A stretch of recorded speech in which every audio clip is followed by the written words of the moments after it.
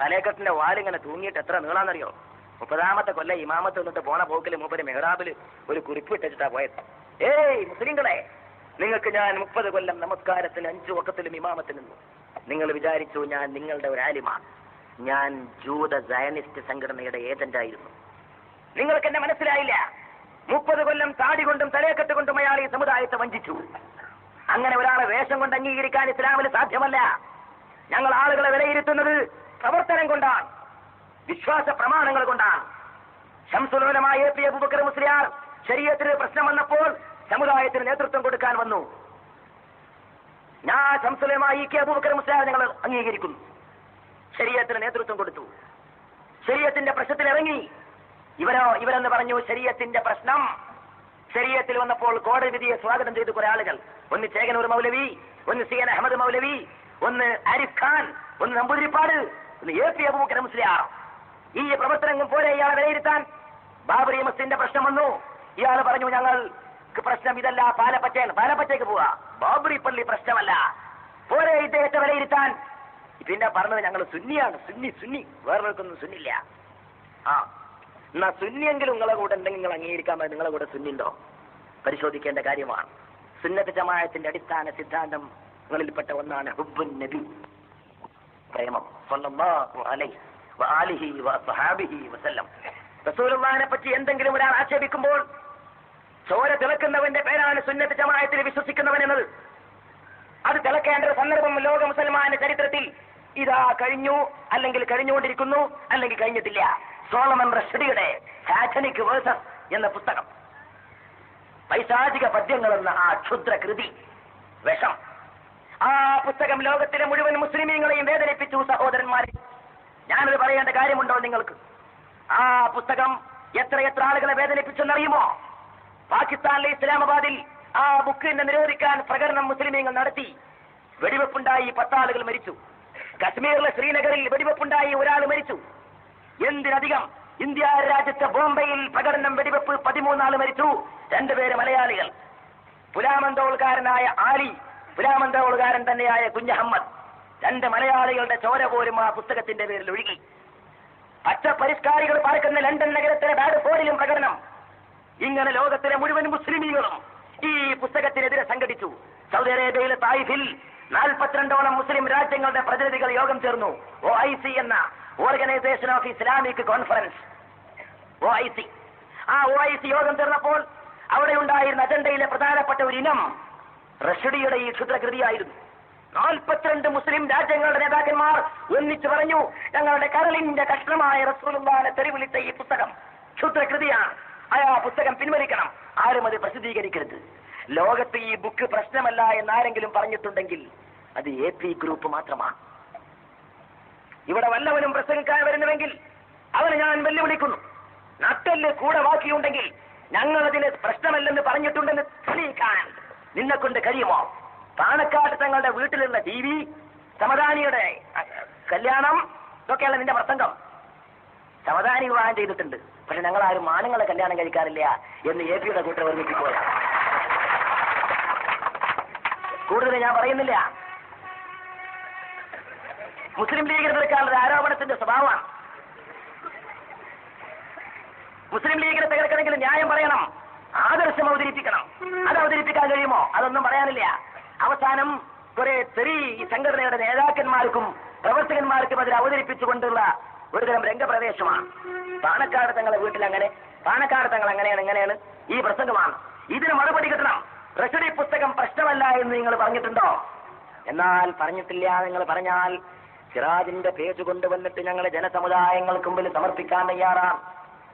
എന്നെ എതിർത്തുകൊണ്ടൊരു പുസ്തകം എഴുതിയിരുന്നവര് ഒരു ലേഖനം, അതിന്റെ ഹെഡിങ് തന്നെ ഇക്ബാൽ പ്രേമിയായ ഹുമൈനി പ്രേമി എന്നായിരുന്നു. സിറാജിന്റെ 2ാം പേജിൽ. ശരിയാണ്, ഞാൻ രണ്ടും ശരിയാണ്. ഞാൻ അല്ലാമ ഇക്ബാലിനെ സ്നേഹിക്കുന്ന വ്യക്തിയാണ്. ഹുമൈനിയോട് എനിക്ക് ഷിയായിസത്തിന്റെ പേരിൽ അഭിപ്രായ വ്യത്യാസങ്ങൾ പലതുണ്ടായിരുന്നെങ്കിലും മരിക്കുന്നതിന് തൊട്ട് മുമ്പ് റഷീദി പുസ്തകത്തിന്റെ കാര്യത്തിൽ ആ ഉരുക്ക് മനുഷ്യനൊരു തീരുമാനമെടുത്തപ്പോൾ ഞാൻ അദ്ദേഹത്തെ അതിരറ്റ് സ്നേഹിച്ചു പോയി. ഇതൊരു സത്യമാണ്. അത് ഒളിപ്പിച്ചു വെക്കേണ്ട കാര്യം എനിക്കില്ല. അഭിപ്രായങ്ങൾ തുറന്നു പറയാൻ ഞങ്ങൾക്ക് അശേഷം മടിയില്ല. ഖുമൈനിയെയും സ്നേഹിച്ചിട്ടുണ്ട്, അല്ലാമ ഇക്ബാലിനെയും സ്നേഹിച്ചിട്ടുണ്ട്. ആ ലേഖനത്തിൽ സിറാജുകാരൻ പേനയുണ്ടി ചോദിക്കുന്നു, ഒരു ഒരു സൽമാൻ റുഷ്ദിയുടെ പുസ്തകത്തിന്റെ പേരിലല്ലേ ഇവരൊക്കെ കൂടി ഒച്ചപ്പാടുണ്ടാക്കുന്നത്? ഇത്ര വലിയ ഒച്ചപ്പാടുണ്ടാക്കേണ്ട വല്ല വിഷയം ഇതിലുണ്ടോ? എടമറുക ജോസഫ് പുസ്തകം എഴുതിയില്ലേ? എന്നിട്ട് ഇവിടെ എന്തെങ്കിലും ഉണ്ടായിട്ടുണ്ടോ? ഇപ്പൊ എന്തിനാ ഒച്ചപ്പാട്? ചിന്തിക്കണം സഹോദരന്മാരെ. ഏതൊരു കാര്യത്തിന് വേണ്ടി ഇസ്ലാമാബാദിലെ 10 സഹോദരങ്ങൾ വെടികൊണ്ട് മരിച്ചുവോ? കശ്മീരിലെ ഒരു സഹോദരൻ മരിച്ചുവോ? ബോംബെയിൽ 2 മലയാളികളടക്കം 13 പേര് കുരുതി കൊടുക്കേണ്ടി വന്നുവോ? ബാഡ്ഫോർഡിൽ വെടിവെപ്പുണ്ടായോ? ആയിരക്കണക്കിന് ആളുകൾ ആസ്പത്രിയിലായോ? 42 മുസ്ലിം രാജ്യങ്ങൾ തായിഫിൽ യോഗം ചേർന്നിട്ട് ഒന്നിച്ച് ഒറ്റ സ്വരത്തിൽ ആ ബുക്ക് ശാപമാണ്, അത് പിൻവലിക്കണമെന്ന് പറഞ്ഞുവെങ്കിൽ ആ പുസ്തകം പ്രശ്നമല്ല. ഇവൻ സുന്നിയാൻ റസൂലുള്ളാഹിനെ തെറി വിളിക്കുന്ന ബുക്ക് പ്രശ്നമല്ല എന്ന് പറഞ്ഞവൻ ഇവൻ സുന്നിയാണോ? ഇവൻ എന്ത് സുന്നി?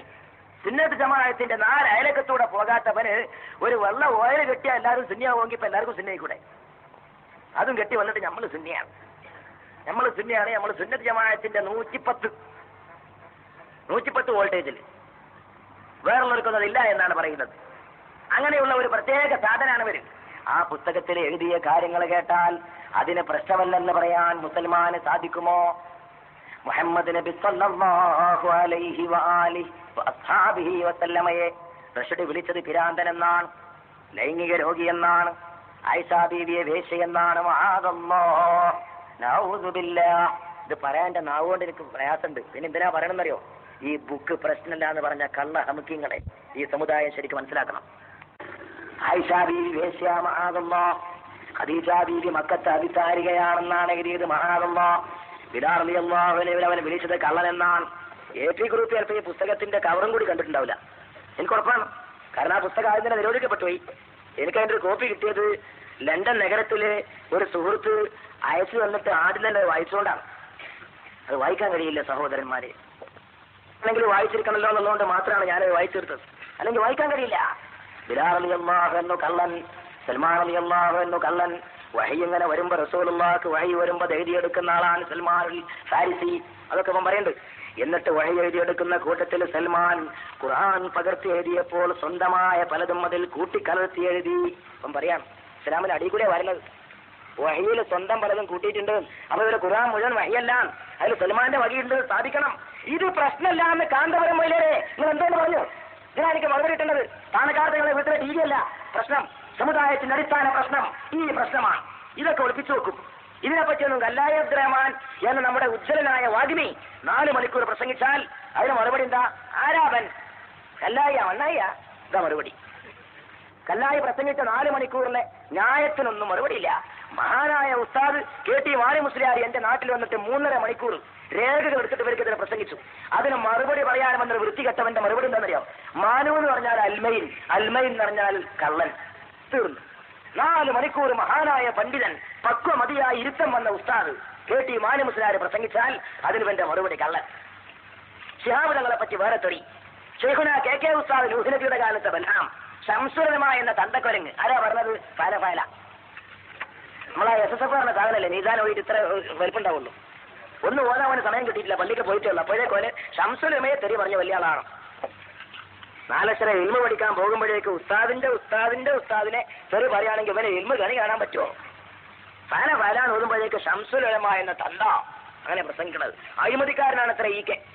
ശരീഅത്തിന്റെ പ്രശ്നത്തിൽ ഇറങ്ങാൻ കാരണം സുലൈമാൻ സേട്ട് കൊണ്ടുപോയിട്ട് പണച്ചാക്ക് കൊടുത്തു എന്നാണ്. ശംസുലമയെ ശരീഅത്തിന്റെ പ്രശ്നത്തിൽ ഇറങ്ങാൻ വേണ്ടി ക്ഷണിക്കാൻ സേട്ട് സാഹിബ് വെള്ളിമാട് കുന്നിൽ അദ്ദേഹത്തിന്റെ വീട്ടിൽ പോയപ്പോ ഈ അബ്ദുസമദ് കൂടെ ഉണ്ട്. ആദ്യ തവണ പോയപ്പോഴുണ്ട്, പിന്നെ പോയപ്പോഴുണ്ട്. ഒരു പണച്ചാക്കും ഞാൻ കണ്ടിട്ടില്ല.